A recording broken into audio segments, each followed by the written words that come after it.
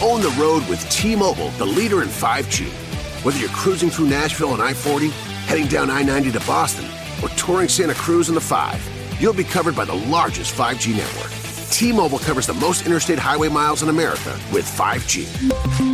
See 5G device coverage and access details at T-Mobile.com. Most reliable according to independent third-party Ookla from crowdsourced user experience data from January to July 2021. Fastest according to Open Signal Awards based on average speeds in USA. 5G user experience report July 2021.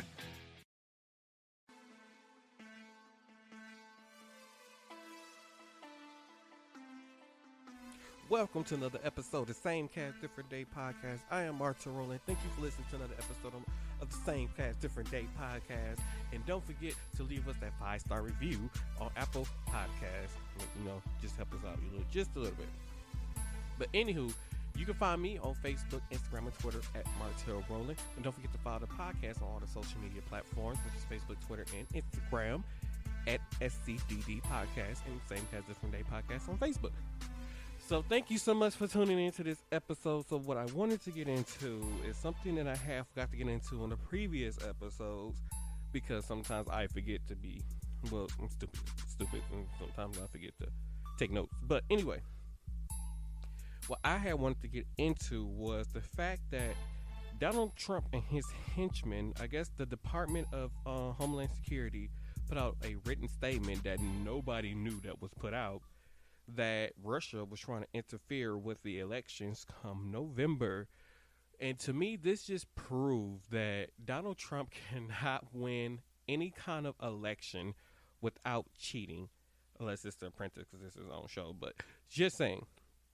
But for this to happen and for them to put this and for him to withhold this kind of information, and it just shows how much, to me personally, how I think that him and Vladimir Putin are working together. They've been working together this whole time.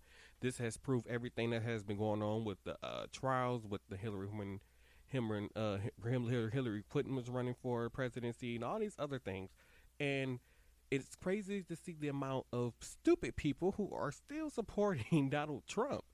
And it's crazy because I look at some of these people who are basically middle and low class people who are Donald Trump supporters. I'm looking at them like, what has Donald Trump done for you as a person? I mean, what tell me what Donald Trump has done for you. And literally, I bet none of them can tell me nothing.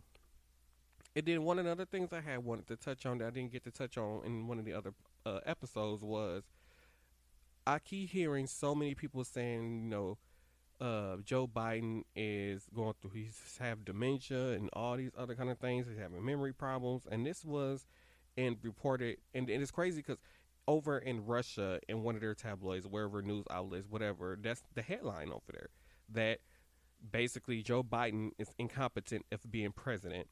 But then you have all these other news outlets all over the world who are saying Trump is the one who's incompetent.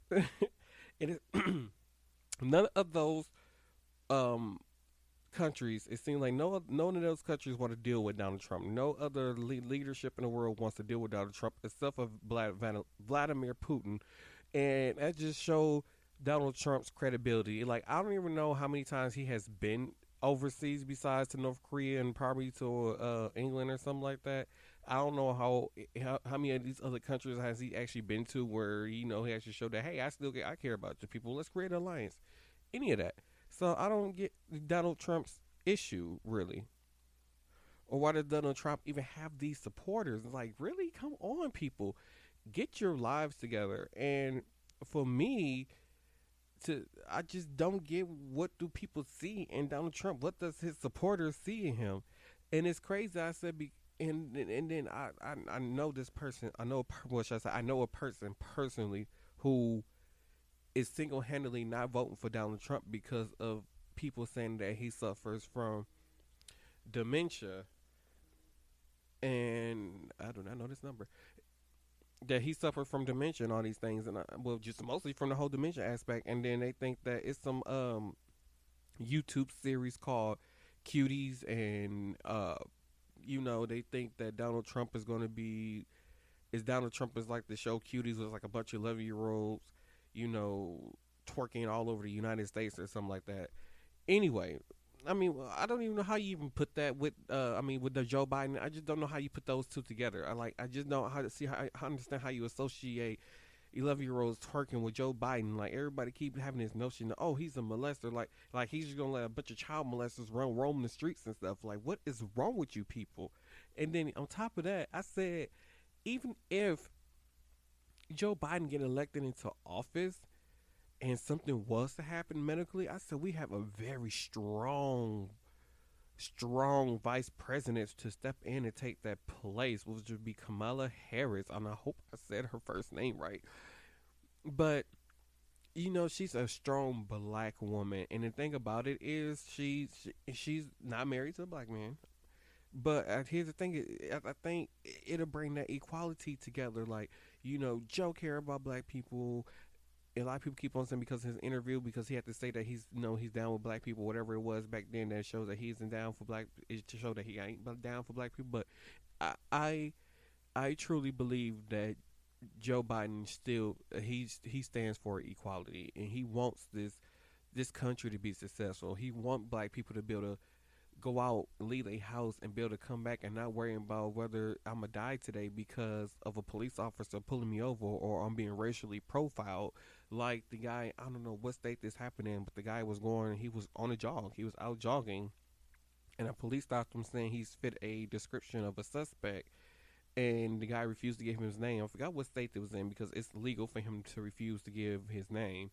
But anyways, because the police officers anyway tried to say that basically it was him that committed this crime, and put him in back of a police car and had him in jail for 2 to 3 days, and then later released him and then dropped the charges against him once everything went public, because you arrested an innocent black man, you racially profiled. And it's crazy because I feel like they look at black people like, well, they all are bad because we got a few bad apples. I said, yes, we have a few bad apples. That's just saying that's not to say white people don't have a few bad apples. They don't. I mean, they do. And the fact that we don't judge them on that. Like, we don't look at them and be like, oh, really? Oh, look, little Timmy right there is going to go shoot up the school. Like, we don't look at white people and say things like that. And it's crazy because as soon as we walk down the street, like I said before, you clutching your purses and, you walk, you try to get your distance away from us. Like, we are out here shopping, trying to do our thing, live our lives the same way how you're out here. But yet we're constantly judged and ridiculed, and we just want to live, and that's all we want. And we want to live with equality and be treated with equality and feel like we are a part of a country that we did not ask to be in. We did not ask to come over here. Our ancestors did not ask to come over here. They didn't ask to catch a ride or hitch a ride over here.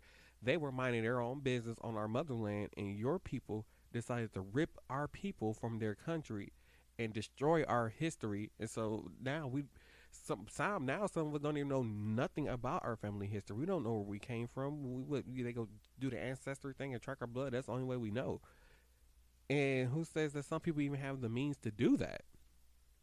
So it's just like, there's some people who just don't know anything about their culture, their history, where they came from, who they are, anything, because our history was basically wiped.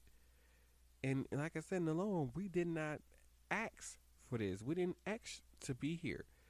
But now we're born here, and we're Americans, and we're trying to do what we can to survive. We are trying to live happy and normal lives. We are just trying to be us.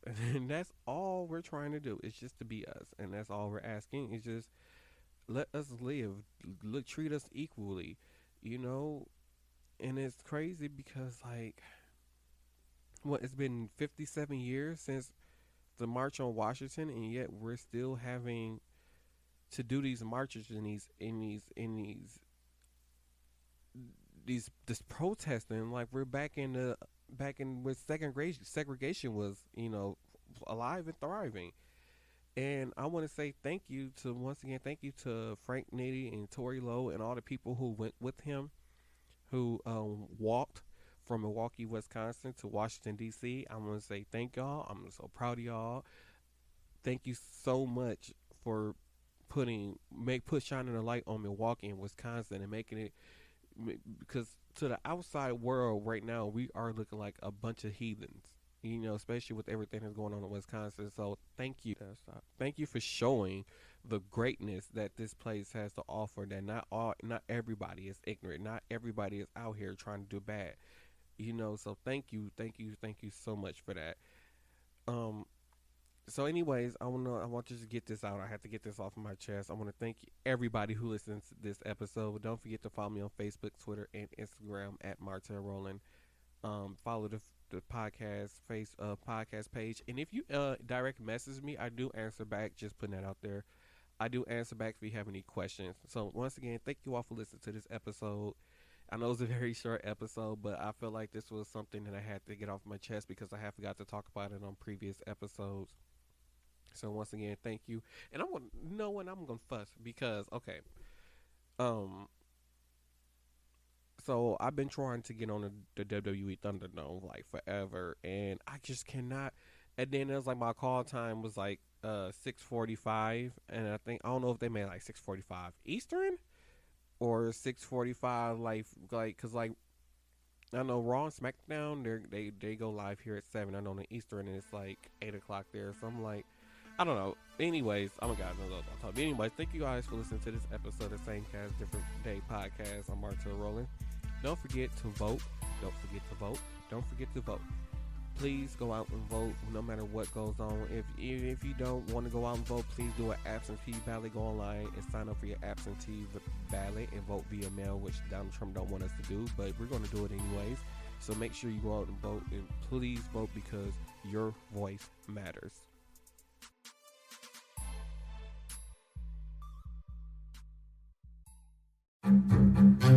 We did it again. Verizon was just named America's most reliable network by RootMetrics for the 16th time in a row, proving once again that nobody builds networks like Verizon builds networks. That's why we're building 5G right. That's why there's only one best network, Verizon. Best and most reliable based on RootMetrics reports from second half 2013 to first half 2021 of 3 operators on all network types combined, not specific to 5G networks. Own the road with T-Mobile, the leader in 5G. Whether you're cruising through Nashville on I-40, heading down I-90 to Boston, or touring Santa Cruz in the 5, you'll be covered by the largest 5G network. T-Mobile covers the most interstate highway miles in America with 5G. See 5G device coverage and access details at T-Mobile.com. Most reliable according to independent third-party Umlaut from crowdsourced user experience data from January to July 2021. Fastest according to Open Signal Awards based on average speeds in USA. 5G user experience report July 2021.